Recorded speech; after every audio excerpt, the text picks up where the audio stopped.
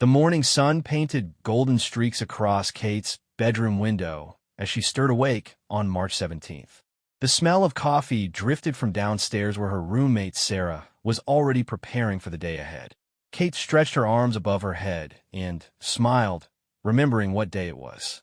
St. Patrick's Day had always held a special place in her heart, not because of the parties or the drinking that most people associated with the holiday, but because of the genuine joy and community spirit it brought out in people. Kate worked as a kindergarten teacher at Riverside Elementary School, and today promised to be one of those magical days when learning felt more like playing. She had spent the previous evening preparing green shamrock cutouts, planning leprechaun-themed math games, and setting up a small treasure hunt around her classroom. At 28, Kate had been teaching for 6 years, and she still felt the same excitement before special days like this that she had felt as a student herself. Rolling out of bed, Kate padded to her closet and pulled out her favorite emerald green cardigan. It was soft and comfortable, perfect for a day spent sitting on carpet squares with 5-year-olds. She paired it with dark jeans and comfortable flats, then added a small shamrock pin that her grandmother had given her years ago. Looking in the mirror, she practiced her leprechaun voice, which always made her students giggle uncontrollably. Downstairs, Sarah was already dressed in scrubs, preparing for her shift at the local hospital. She looked up from her coffee and grinned when she saw Kate's outfit. Sarah had learned to appreciate Kate's enthusiasm for holidays over the 2 years they had lived together. Where some people might find it childish, Sarah found it refreshing to live with someone who approached life with such genuine wonder and excitement. The two friends chatted briefly about their plans for the day as they moved around the kitchen in their familiar morning routine. Kate grabbed a banana and her travel mug, already filled with the perfect blend of coffee and cream that would help her through the busy day ahead. She had learned that teaching young children required constant energy, patience, and creativity, and caffeine had become her faithful companion in achieving all three. The drive to Riverside Elementary took Kate through the heart of their small town, and she noticed that many businesses had already decorated their windows with green streamers, shamrocks, and leprechaun figures. The local bakery had a sign advertising green cupcakes, and even a hardware store had managed to incorporate some festive elements into their display. This kind of community-wide participation in simple joys was exactly why Kate loved living in a smaller town rather than the big city where she had grown up. Arriving at school 30 minutes before the first bell, Kate used her key to enter the quiet building. The hallways echoed with her footsteps as she made her way to room 12, her classroom home for the past 3 years. She flipped on the lights and surveyed the space she had transformed the evening before. Green balloons bobbed from chair backs, shamrock garlands draped across the walls, and a large pot of gold coins made from chocolate sat prominently on her desk, waiting to be discovered by her eager students. Kate spent the next 20 minutes making final preparations, arranging materials for the day's activities, and reviewing her lesson plans one more time. She had learned that with kindergartners, flexibility was key, but having a solid plan helped her feel confident and prepared for whatever the day might bring. Today's schedule included a read-aloud of an Irish folktale, a science experiment involving green food coloring and baking soda, and the treasure hunt that would lead students around the school grounds in search of leprechaun gold. The sound of school buses pulling into the parking lot signaled that her day was about to begin in earnest. Kate took a deep breath, straightened her shamrock pin, and prepared to greet 22 excited 5- and 6-year-olds who would undoubtedly be buzzing with energy about the holiday. She positioned herself by the classroom door, ready to welcome each child with the enthusiasm and warmth that had made her a favorite among students and parents alike. As the first group of children appeared in the hallway, their voices echoing with excitement about leprechauns and treasure, Kate felt that familiar surge of joy that reminded her why she had chosen this profession. Teaching kindergarten was challenging, exhausting, and sometimes overwhelming, but moments like these made every difficult day worthwhile. She was ready to create magical memories that her students would carry with them long after they had moved on to first grade and beyond.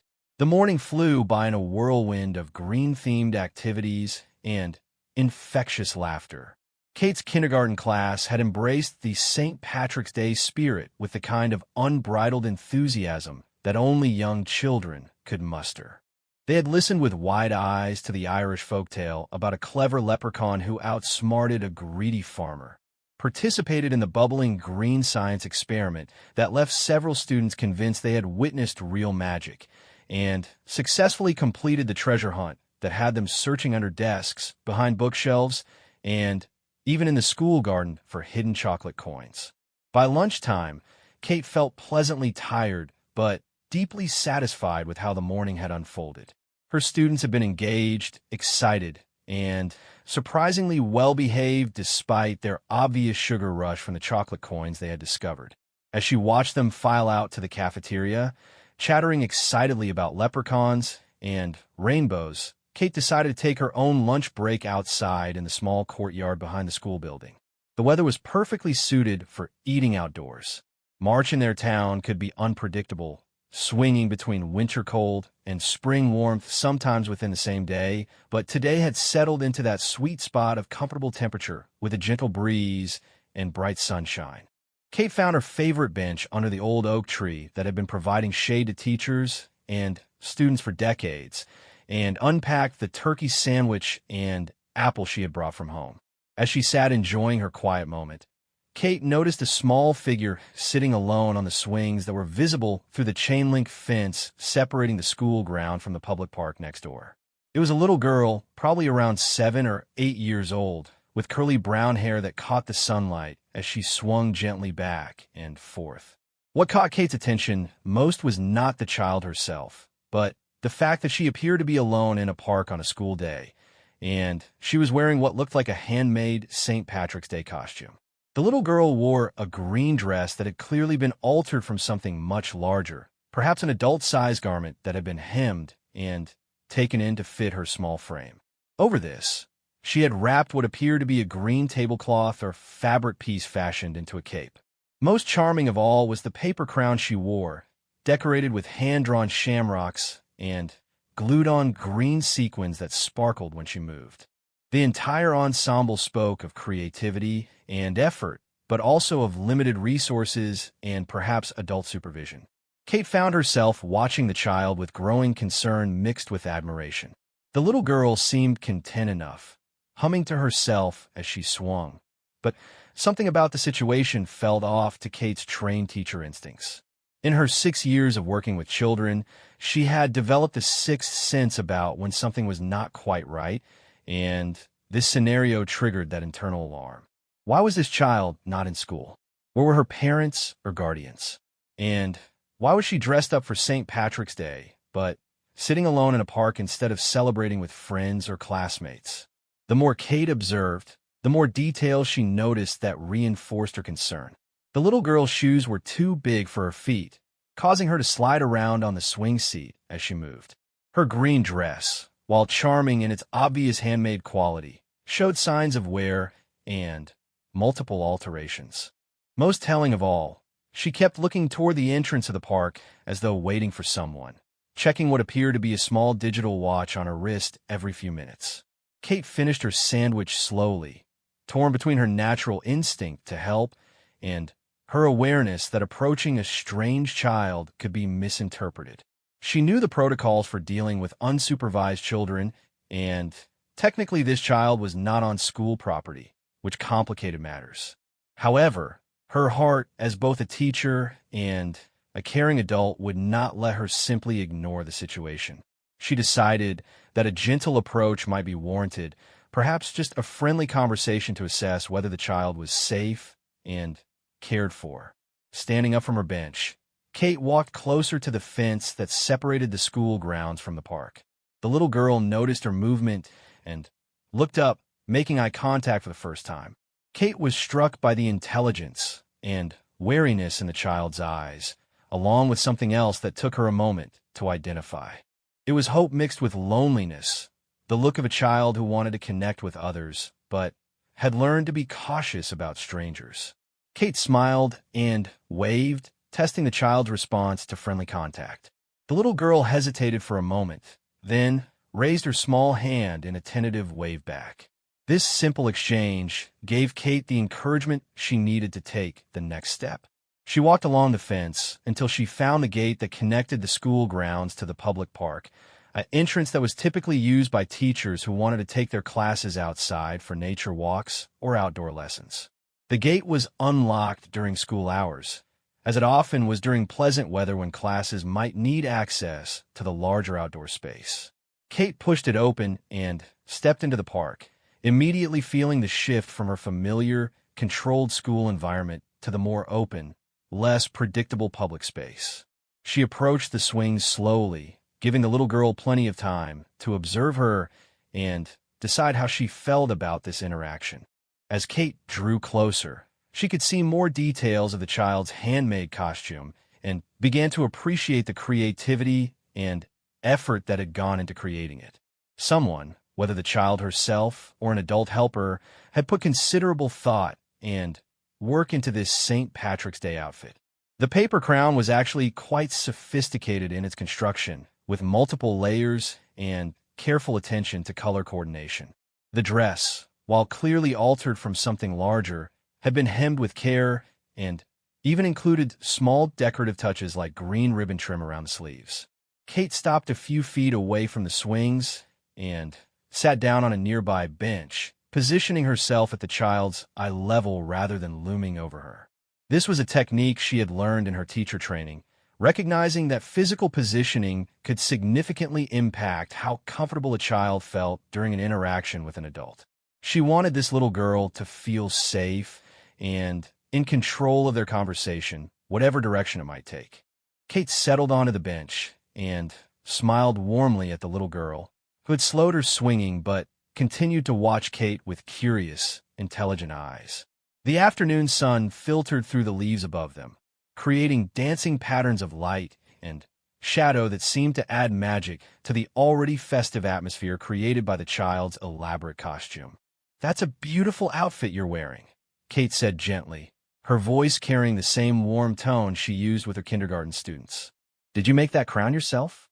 It's really impressive with all those shamrocks and sparkly decorations." The little girl's face lit up with pride, and she touched the paper crown self-consciously. "I made it last night," she said, her voice soft but clear. "My mama helped me with the hard parts, like cutting the shapes just right. We used cereal box cardboard to make it strong enough to wear all day." Her words carried a slight accent that Kate couldn't quite place, adding to the child's charm. "It's absolutely perfect for St. Patrick's Day," Kate responded enthusiastically. "I'm Kate, by the way. I teach kindergarten right over there at Riverside Elementary." She gestured toward the school building visible through the trees. "Today has been such a fun day with all the St. Patrick's Day celebrations. Are you celebrating somewhere special today?" The little girl hesitated for a moment, as though deciding how much to share with this friendly stranger. "I'm Emma," she said finally. "I'm supposed to be celebrating at school, but—" Her voice trailed off, and she looked down at her hands clasped in her lap.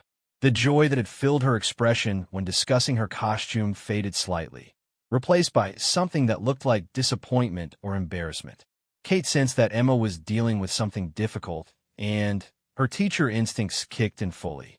She had learned over the years that children often carried complex emotions and situations that adults might not immediately recognize.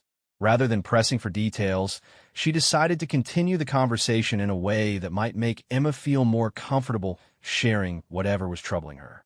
"Well, you certainly look ready for any St. Patrick's Day celebration," Kate said supportively. "That green dress is perfect, and I love how you made it into such a special outfit. You have really good taste in colors and design." She paused thoughtfully, then added, "If you're not busy right now, I was just thinking about taking a little walk around the park.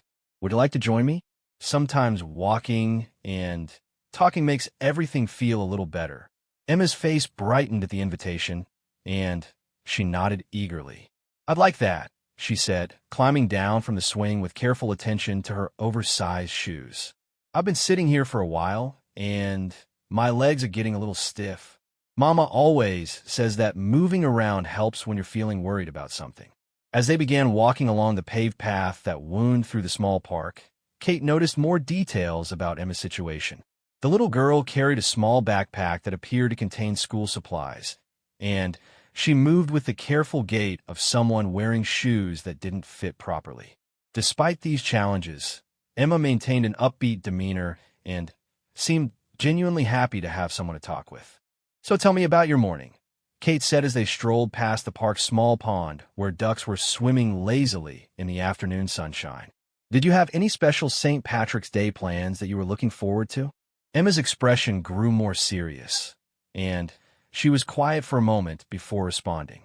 "I was supposed to have a St. Patrick's Day party at my school today," she said slowly. "My teacher, Mrs. Rodriguez, planned lots of fun activities, and everyone was supposed to wear green and bring special snacks to share.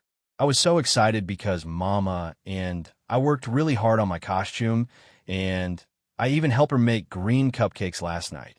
"That sounds wonderful," Kate encouraged. "Mrs. Rodriguez sounds like a thoughtful teacher. What happened with the party?" "Well," Emma continued, kicking at a small stone with her too large shoe, "this morning when I got to school, I found out that there was some kind of problem with the water pipes in our building. Something broke overnight, and they had to send everyone home until they can fix it. The office people said we might not be back in school until next week." Kate nodded understandingly. "Oh, that's so disappointing, especially when you had put so much effort into getting ready for the celebration. No wonder you're feeling frustrated. Did your parents know about the school closure when they dropped you off this morning?" Emma's steps slowed slightly, and Kate noticed her checking her small digital watch again. "Mama had to leave for work really early this morning because she has a new job at the hospital," Emma explained. "She starts at 6 in the morning, so she dropped me off at school before the office people got there to tell families about the water problem. When I got to school and found out it was closed, I didn't know what to do." Kate felt a growing concern as she began to understand Emma's situation more clearly. "So you've been by yourself since this morning when school was supposed to start?" she asked gently, trying to keep any worry out of her voice. "Not exactly by myself," Emma said quickly, as though she wanted to reassure Kate that she was being responsible. "I know where Mama works now, and I know how to walk there from here. It's only about 6 blocks, and we practiced the route together last weekend. But Mama told me that if there was ever an emergency at school, I should wait until lunchtime before trying to find her at work, because the morning is always really busy at the hospital, and she can't talk to anyone then." Kate glanced at her own watch and realized it was just past noon.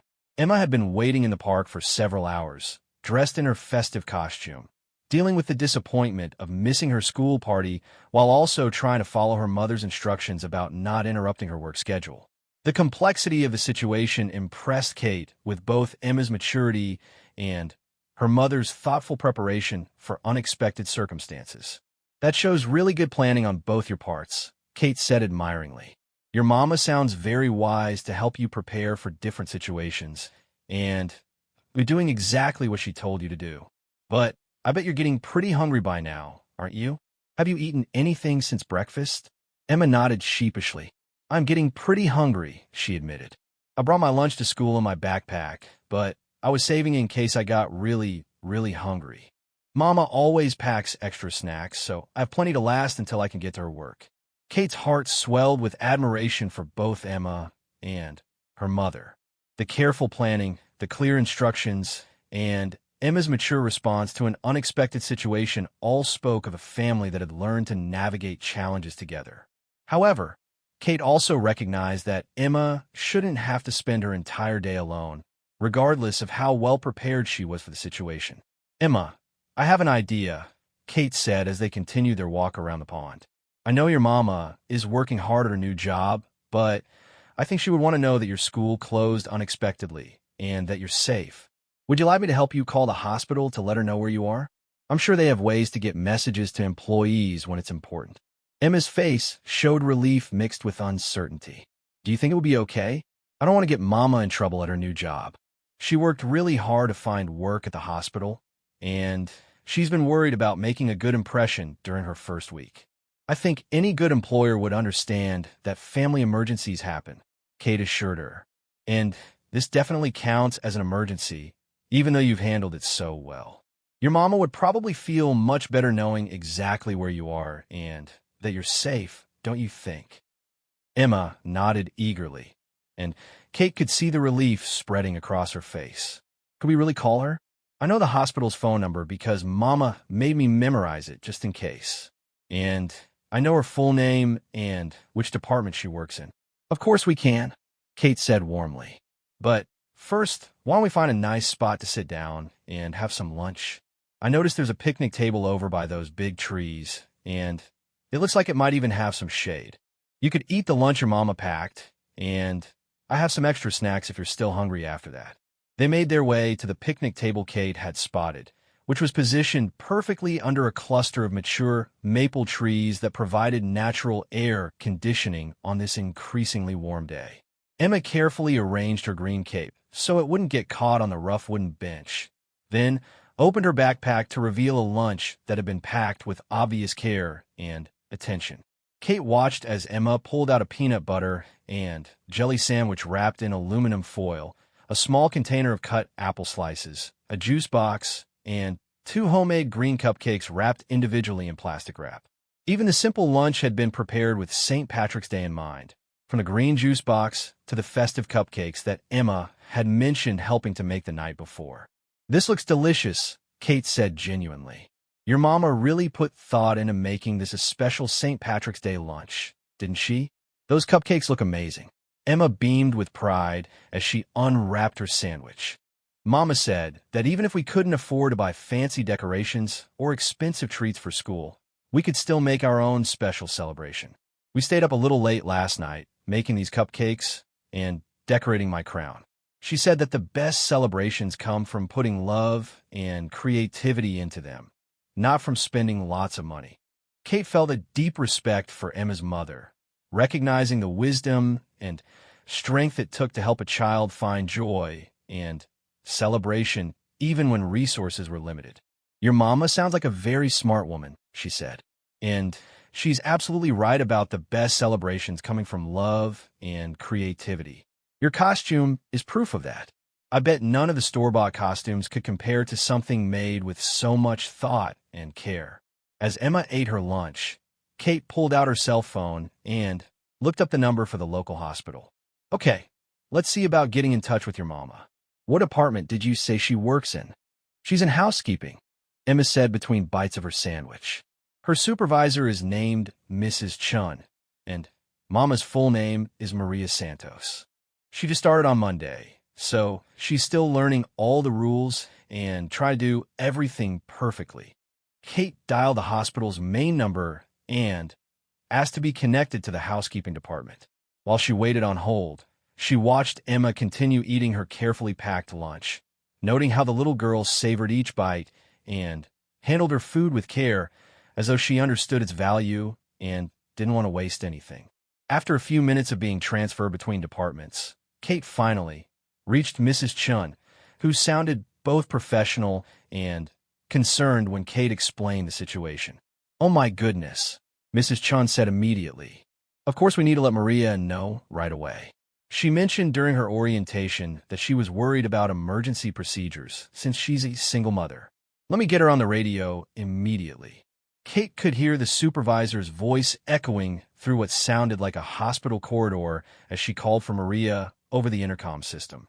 Within minutes, a slightly breathless voice came on the line, speaking rapidly in a mixture of English and Spanish that clearly conveyed both worry and relief. "Is Emma okay? Where is she? I should have given her more specific instructions about what to do if school was closed. I've been so worried about this new job that I didn't think through all the possibilities," Maria said, her voice filled with the concern of a devoted mother. Kate quickly reassured Maria that Emma was safe and had actually handled the situation remarkably well, following exactly the instructions her mother had given her about waiting until lunchtime before seeking help. She explained how she had met Emma in the park and offered to help make the phone call, emphasizing how impressed she was with both Emma's maturity and the careful planning that had obviously gone into preparing for unexpected situations. "Thank you so much for taking care of her," Maria said, and Kate could hear the emotion in her voice.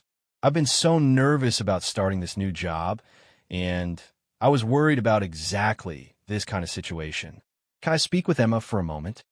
Kate handed the phone to Emma, who immediately launched into an animated description of her morning, explaining about the school closure, her decision to wait in the park, and her new friendship with Kate.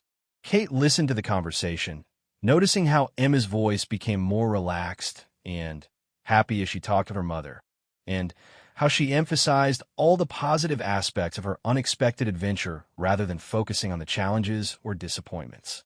After Emma finished talking with her mother, she handed the phone back to Kate with a much more relaxed expression. "Mama says she can take a break in about an hour to come pick me up," Emma reported happily. Mrs. Chin told her that family emergencies are always more important than work and that she shouldn't worry about taking time to handle this situation. Mama was so relieved that I followed her instructions and stayed safe. Kate smiled at the news, feeling pleased that everything was working out well for both Emma and her mother. "That's wonderful, Emma. Your mama must be so proud of how responsibly you handled everything today. An hour gives us plenty of time to finish lunch and maybe even continue our walk around the park if you'd like." Emma's eyes lit up with an idea. "Kate, since you're a teacher, and today was supposed to be St. Patrick's Day at both our schools, do you think we could have our own little celebration here in the park? I know it's not the same as having a party with the whole class, but Mama always says that celebrations can happen anywhere as long as people care about each other." Kate was touched by Emma's suggestion and impressed by the little girl's resilience in turning a disappointing situation into an opportunity for connection and joy. "I think that's an absolutely perfect idea," she said enthusiastically. "What kind of celebration activities do you think we should include?" Emma bounced excitedly on the picnic bench, her paper crown catching the sunlight filtering through the trees. "Well, we have green cupcakes for our party treats," she said, gesturing to the carefully wrapped desserts still sitting in her lunch container. "And we're both wearing green, so we're dressed for the occasion. Maybe we could tell Irish stories, or look for four-leaf clovers, or pretend to search for leprechaun gold." "Those are excellent celebration ideas," Kate agreed. "I happen to know a few Irish folktales that I was planning to tell my kindergarten class today, and I bet there are plenty of places in this park where leprechauns might hide their treasure. Should we start with the cupcakes and then explore?" Emma carefully unwrapped both cupcakes, revealing green-tinted vanilla cake topped with bright green frosting and small shamrock decorations that had clearly been made by hand. She offered one to Kate with a formal politeness that spoke of careful training in sharing and hospitality. "Mama and I made these together last night," she explained. "We didn't have proper decorating tools, so we used a fork to make the frosting swirly, and we cut the shamrocks out of green construction paper." Kate accepted the cupcake with genuine gratitude, recognizing the gift she was being offered. This wasn't just a simple dessert, but a representation of the time, effort, and love that Emma and her mother had invested in making St. Patrick's Day special, despite their limited resources. The cupcake was delicious, with a subtle vanilla flavor and perfectly sweet frosting that had just the right amount of green food coloring. "This is absolutely delicious," Kate said sincerely.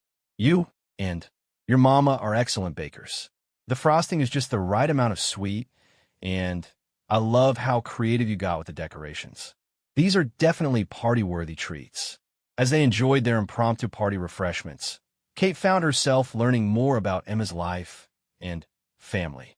Emma explained that she and her mother had moved to town just 3 weeks earlier when Maria finally found steady work at the hospital. Before that, they had been staying with relatives in a larger city, where Emma had attended a different school and Maria had struggled to find employment that paid enough to support them both. "Moving has been kind of scary," Emma admitted, licking green frosting from her fingers, "but also exciting. Mama says this town feels more like a real community, where people know each other and look out for each other. She thinks I'll be happier in my new school once I get to know more kids and settle into the routine." Kate felt a surge of protective affection for this brave, articulate little girl who had already faced more changes and challenges than many adults ever experience. I think your mama is right about this being a good community, she said. From what I've seen in the 3 years I've been teaching here, people really do care about each other and try to help when someone needs support. After finishing their cupcakes, Kate suggested they explore the park in search of the perfect spot for leprechaun gold to be hidden. Emma enthusiastically agreed, and they spent the next 30 minutes wandering through different areas of the small park, examining hollow logs, investigating interesting rock formations, and checking under park benches for signs of magical activity. Emma's imagination transformed their simple walk into an elaborate adventure story, complete with detailed descriptions of the leprechauns who might live in the park and explanations for various natural features they encountered. Kate found herself genuinely entertained by Emma's creativity and storytelling ability, recognizing the same spark of intelligence and curiosity that she loved nurturing in her own students. As they explored, Kate shared one of her favorite Irish folktales about a young girl who outwitted a tricky leprechaun through kindness rather than cleverness. Emma listened with complete attention, asking thoughtful questions about the character's motivations and offering alternative endings that often showed more creativity than the original story. Their adventure was interrupted by the sound of Kate's phone ringing. It was Maria calling to let them know that she was on her way to the park and should arrive within the next 10 minutes. Emma's excitement about seeing her mother was obvious, but Kate also noticed a touch of sadness in the little girl's expression as she realized their impromptu celebration was coming to an end. "I'm really glad we got to have our own St. Patrick's Day party," Emma said as they made their way back toward the park entrance where Maria would meet them. "This turned out to be different from what I expected, but maybe even better in some ways. I got to make a new friend, and I learned that celebrations can happen anywhere when people are kind to each other." Kate felt a warmth in her chest as she listened to Emma's mature reflection on their shared experience. "I'm glad we met too, Emma. You've taught me some important things today about resilience and creativity and finding joy even when things don't go according to plan. I hope we'll see each other again soon." As they waited by the park entrance, Kate made a mental note to speak with the principal at Riverside Elementary about reaching out to Emma's new school to see if there might be opportunities for the two institutions to collaborate or share resources. She also found herself hoping that she would have the chance to meet Maria in person and perhaps develop an ongoing friendship with this remarkable family who had already taught her so much about strength, creativity, and the power of human connection in just one afternoon.